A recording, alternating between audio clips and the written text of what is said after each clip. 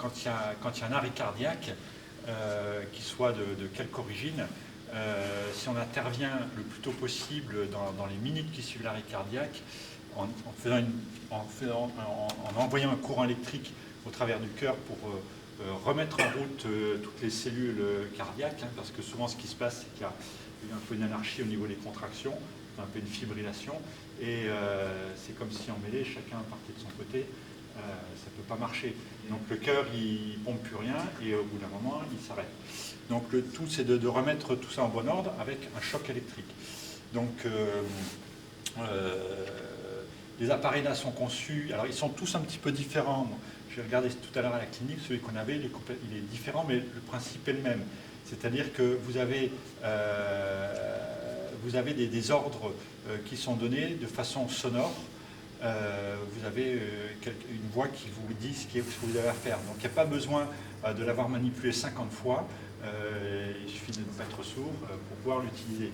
Donc à partir du moment où il y a quelqu'un qui s'écroule sur le terrain, dans les tribunes, etc., et qu'on constate qu'il ne respire plus.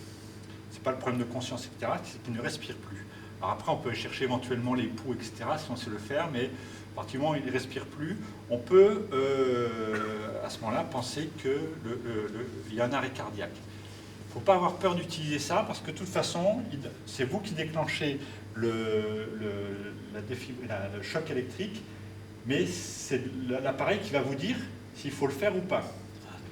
Donc, première chose à faire, quand quand on suspecte un arrêt cardiaque, le 15, téléphone. Avant de faire, Avant de faire ça, voilà. Ouais, d'accord. Si on s'est massé, et ça c'est peut-être aussi des choses qu'il faut apprendre, c'est massage cardiaque et on récupère l'appareil. Voilà. Vous avez ici, dans cette pochette, 2 électrodes. Il est indiqué sur la pochette comment il faut les placer. Et c'est reporté d'ailleurs sur les logos qui sont là. Donc là, on ouvre l'appareil et je pense qu'il faut le mettre en route. À mon avis, c'est comme ça. Vous avez toutes les étapes, toutes les étapes sont notées. Ok. Vous avez, première étape, ouvrir ça, placer les électrodes. Très facile.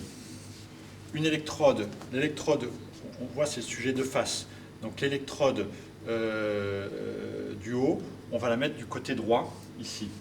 Alors, normalement, il ne faut pas que ça soit mis ou qu'il y ait trop de poils, etc. Bon, si on le met ici dans le creux, en général, c'est pas une zone pileuse trop importante. L'autre électrode, elle se met ici. Côté gauche, on peut la mettre légèrement sur le côté. Voilà. Les 2 électrodes étant placées, il faut les brancher ici. Donc vous avez les couleurs. Ici, vous avez les couleurs et on branche le bleu avec le bleu, le blanc avec le blanc. Voilà. Je pense qu'il faut... Donc après, attacher les électrodes. Une fois que les électrodes sont attachées, on place les électrodes. Donc droite ici, gauche, côté cœur, un petit peu sur le côté.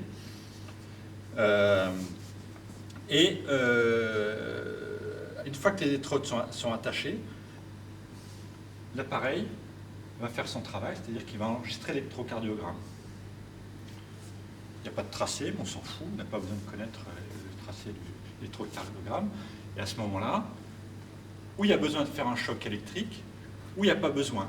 Et s'il y a besoin de faire un choc électrique, l'appareil va vous dire de choquer et de reculer après.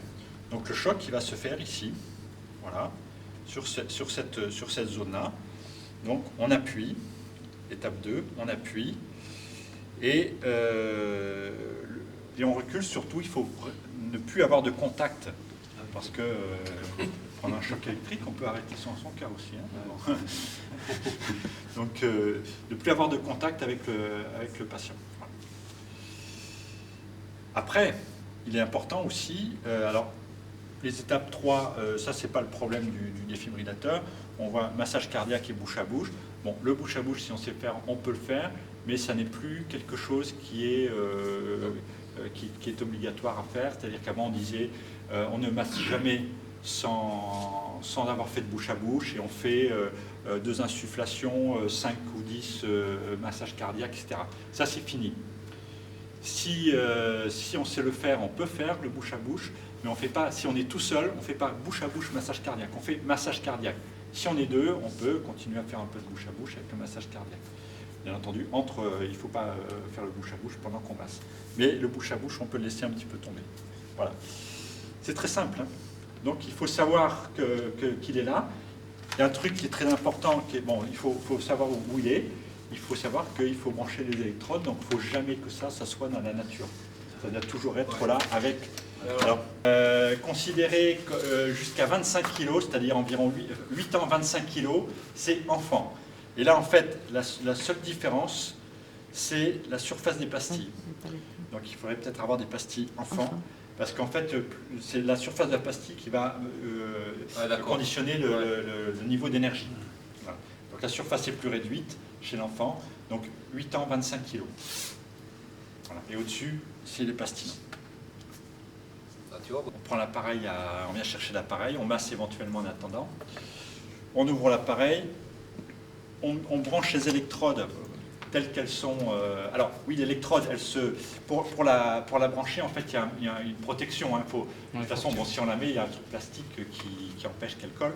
Donc on enlève la protection, on la colle. On branche le bleu avec le bleu, le blanc avec le blanc. Et puis, on met en route. Et là, on suit la procédure. Terminé.